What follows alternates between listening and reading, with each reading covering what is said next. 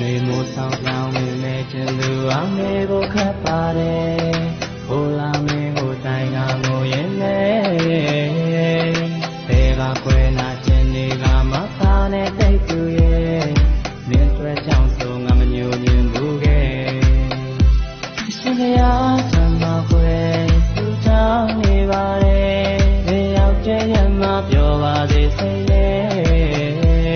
ထွက်သွားတဲ့လူကိုငါမချမ်းမခွဲမင်းနဲ့တဲ့ကိုပုံဖော်ရန်ထားခဲ့